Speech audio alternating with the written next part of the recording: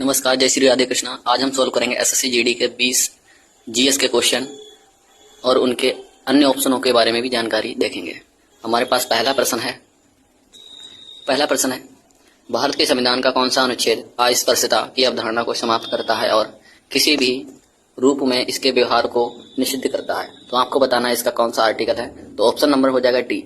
Option number D में क्या है, अस्पृश्यता का अंत बताया गया है। 18 की बात करेंगे तो उपाधियों का अंत, 19 की बात करेंगे तो स्वतंत्रता दी गई है, वाक की स्वतंत्रता, बोलने की स्वतंत्रता। अगला प्रश्न हमारे पास है।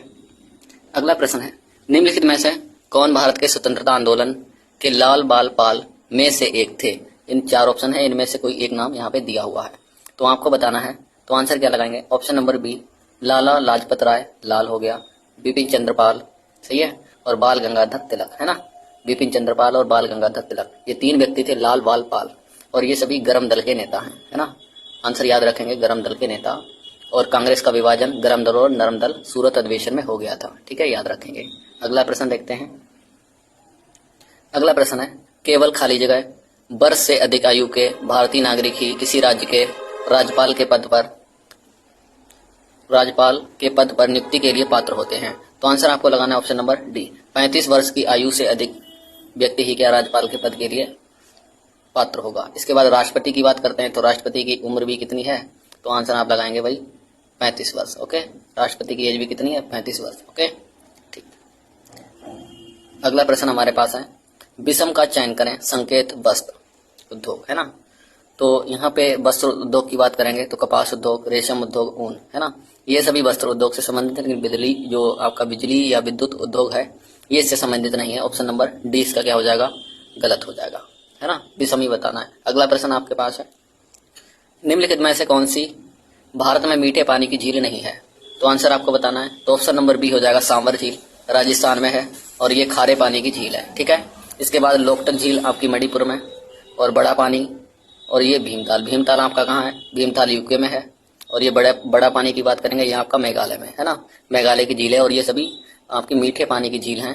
और कौन सी नहीं है, सांबर झील आपकी नहीं है। ऑप्शन नंबर बी लगेगा। ओके, अगला प्रश्न देखते हैं निम्नलिखित में से किस उपकरण का उपयोग हवा या गैस की आर्द्रता को नापने के लिए करता है। सही है, आर्द्रता मतलब होता है नमी। नमी में क्या होगा, नमी में होगा आपका H2O, है ना। नमी में होता है H2O, H में क्या आएगा हाइड्रोजन, हाइड्रोजन से हो जाएगा हाइड्रोमीटर, है ना। ऑप्शन नंबर बी इसका सही है। अगला प्रश्न देखते हैं राजस्थान की प्रसिद्ध पुष्कर मेला एक वर्ष में खाली जगह आयोजित होता है। तो आंसर आपको लगाना है यहाँ पे, ये वर्ष में एक बार होता है, वर्ष में एक बार। ऑप्शन नंबर बी सही है।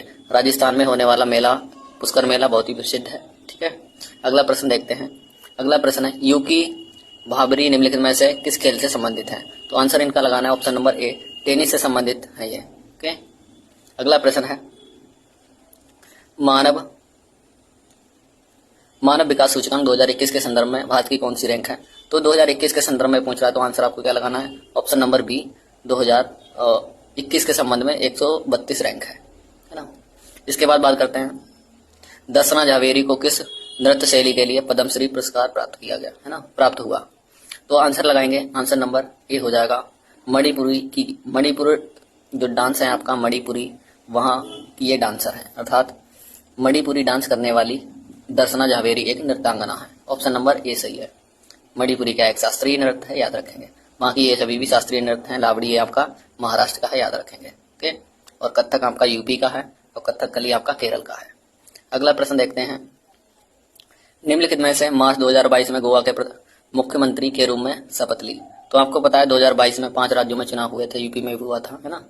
तो आपको आंसर लगाना है option number B, Pramod Sawant ने वहां के सीएम बने हैं और ये बीजेपी पार्टी से संबंधित है, बीजेपी। ओके, बीजेपी पार्टी से संबंधित है प्रमोद सावंत। अगला प्रश्न की बात करते हैं। अगला प्रश्न है स्वतंत्रता के समय भारत की लगभग 75% जनसंख्या खाली जगह पर निर्भर थी। स्वतंत्रता की बात करते हैं तो 1949 में आप याद रखेंगे हमारे पास कोई संसाधन नहीं थे, तो हम पूरी तरह से किस पे आधारित थे, कृषि पे। तो ऑप्शन नंबर ए लगाएंगे। तो कृषि आपका क्या है, प्राथमिक क्षेत्र का उद्योग है ना, प्राथमिक क्षेत्र का उद्योग है, आप याद रखेंगे। अगला प्रश्न देखिए वह प्रजाति जो खाली एवं नग्न क्षेत्र में खाली जगह करती है मूल अन्वेषक प्रजाति कहलाती है। तो आंसर क्या लगाएंगे, क्या करेगी, ऑप्शन नंबर बी लगाएंगे, आक्रमण, है ना। तो ये कौन सी प्रजाति होगी, तो आंसर आपका लगाएंगे आक्रमण होगा यहाँ पे। और प्रजाति कौन सी होगी, तो प्रजाति की बात करें लाइकेन, है ना।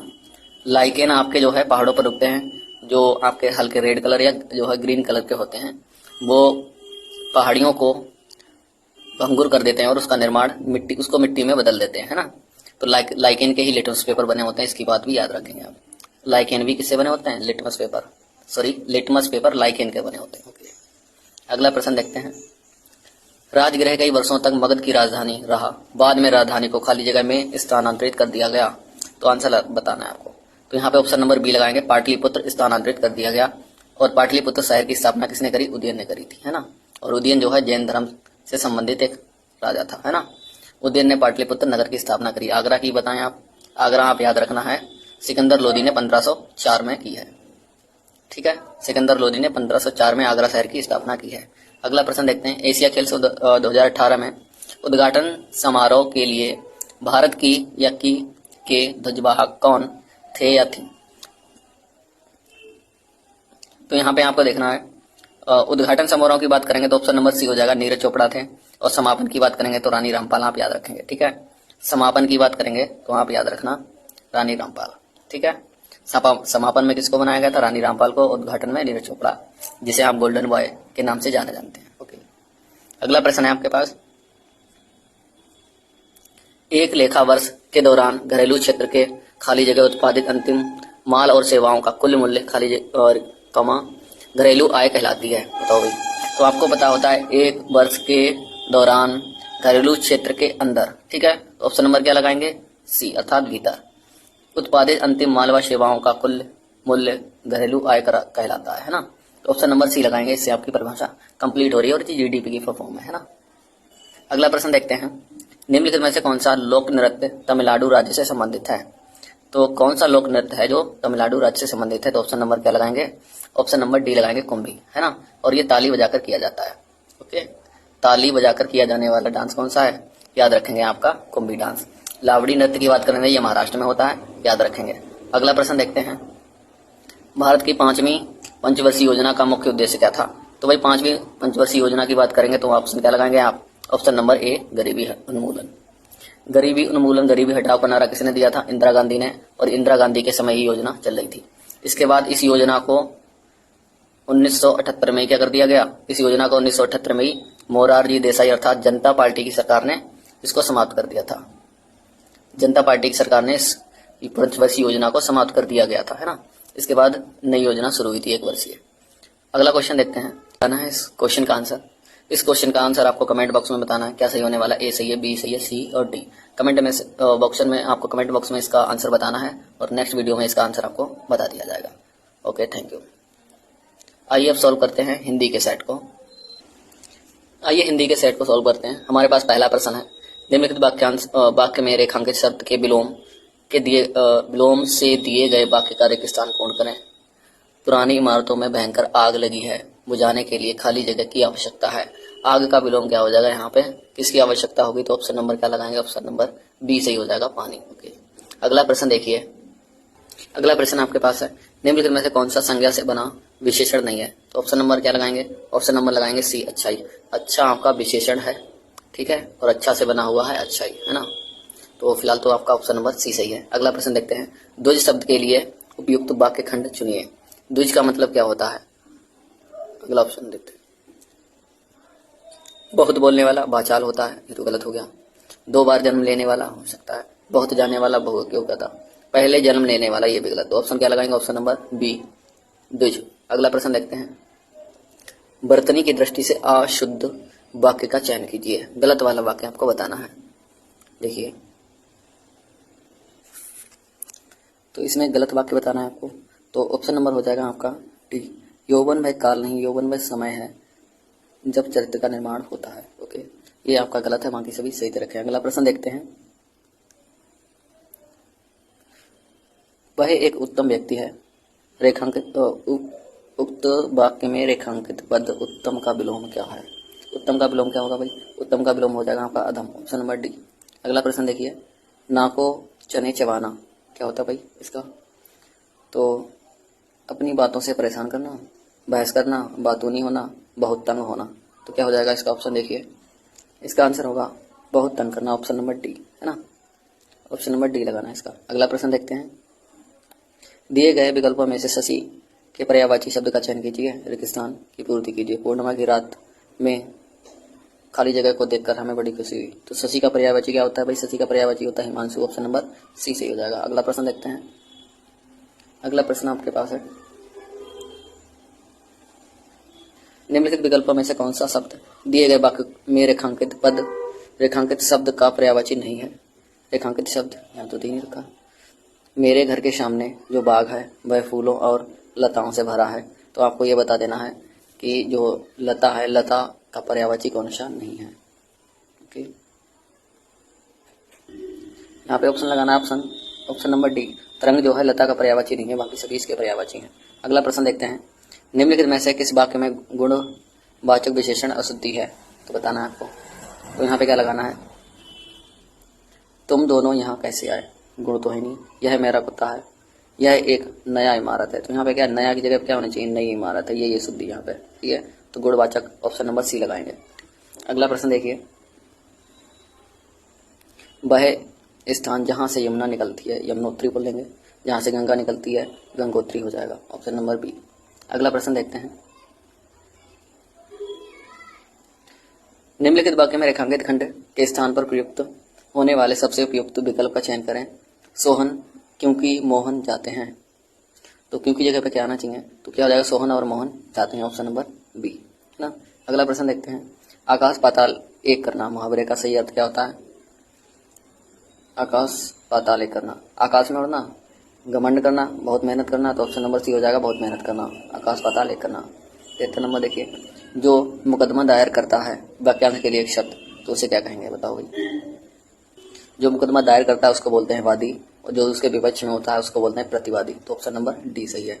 जो गवाही देता है उसे गवाह, ठीक है भाई। अगला प्रश्न देखिए। हमारे देश में आयात निर्यात काफ़ी होती है। तो यहाँ पे क्या है? काफ़ी होती है नहीं, काफ़ी होता है। होती नहीं, यहाँ पे क्या होना चाहिए? काफ़ी होता है। हमारे देश में आयात निर्यात काफ़ी होता है। तो यहाँ हमारा हो, ये तो गलत है। हमारे देश में आयात निर्यात होती है। तो ऑप्शन नंबर ए सही है यहाँ पे, ठीक है। तो ये बाकी सभी गलत है। अगला प्रश्न देखिए। निम्नलिखित विकल्पों में से आशा से परे वाक्यांश के लिए सार्थक शब्द क्या होगा? आशा से परे को क्या बोलते हैं? तो यहाँ पे आपको आंसर लगाना है, क्या हो जाएगा? उसको बोलते हैं आशातीत। जो आशा से परे हो उसे बोलते हैं आशातीत। हताशा मतलब दुख, निराशा मतलब क्या होगी? आपको आशा नहीं है। प्रत्याशा बताओ, प्रत्याशा का होती है, आपको बताना है कमेंट बॉक्स में। अगला प्रश्न देखिए। गद्यांश है आपका ये, तो गद्यांश आपको पढ़ना है और आप आगे के आंसर देने हैं। तो खाली जगह का पूरा अध्ययन नितांत आवश्यक है। साहित्य किसी देश तथा जाति के विकास का प्रतीक है। साहित्य और उस जाति के धार्मिक विचारों, सामाजिक संगठन, ऐतिहासिक घटनाएं तथा राजनीतिक परिस्थितियों का प्रतिबिंब मिल जाता है। भारतीय संस्कृति के मूल आधार हमारे साहित्य के खाली जगह ग्रंथ रत्न हैं। इनके विचारों से भारत एक आंतरिक खाली जगह का ज्ञान हो जाता है। इस तरह से आपको पूरा पैराग्राफ पढ़ लेना है। और बात करते हैं अगले क्वेश्चन की। प्रश्न देखते हैं पहला। तो 76 नंबर पे हमारा प्रश्न है कि पहले जो बॉक्स है, पहला रेगिस्तान है, उसमें क्या आएगा? तो आपको आंसर लगाना है यहाँ पे ऑप्शन नंबर ए, साहित्य। वहाँ पे क्या आएगा? साहित्य आने वाला। इसके बाद दूसरे ऑप्शन की बात करेंगे तो आपको क्या लगाना है? दूसरे ऑप्शन में लगाना है ऑप्शन नंबर सी, अमूल्य, ठीक है। अगले प्रश्न की बात करते हैं। अगला प्रश्न देखिए, यहाँ पे लिखा हुआ है रेगिस्तान 3 की पूर्ति अनेकता के विलोम से करनी है। अनेकता का विलोम क्या होता है भाई? एकता का विलोम होता है अनेकता। तो ऑप्शन नंबर बी सही हो जाएगा। अगला प्रश्न देखते हैं। रेगिस्तान 4 की पूर्ति उपयुक्त शब्द का चयन विकल्पों से कीजिए। तो आपको क्या लगाना है? ऑप्शन नंबर लगाना है ऑप्शन नंबर सी आपका सही है। इसमें ऑप्शन नंबर सी सही है। अगला प्रश्न देखिए। स्त्रीलिंग संज्ञा शब्द से रेगिस्तान की पूर्ति कीजिए। स्त्रीलिंग संज्ञा आपको बतानी है। आवेग, जीवन, प्राण, भगवान। आपको स्त्रीलिंग संज्ञा बतानी है, कौन सी है वही आपको फिल करनी है ऑप्शन में, है ना। तो देखते हैं पहले पैराग्राफ। यहाँ पे ऑप्शनों की बात करते हैं तो आवेग होता है, प्राण होते हैं, भगवान होते हैं, जीवन होता है। तो फिलहाल तो कोई स्त्रीलिंग संज्ञा अब दिखाई नहीं दे रही है। तो ऑप्शन में कुछ ना कुछ डाउट है ना। तो इस क्वेश्चन का आंसर आपको ऑप्शन इसके रॉन्ग है ना। इसके ऑप्शन जो है गलत दिए हुए हैं। इनमें से कोई भी संज्ञा स्त्रीलिंग नहीं है ना। स्त्रीलिंग संज्ञा कब होती है? जब उसके लिए क्या आएगा? होता है तो पुल्लिंग आएगा, होती है तो स्त्रीलिंग आएगा। तो यहाँ पे ऐसा कोई भी वर्ड नहीं है। तो यहाँ पे अगर जो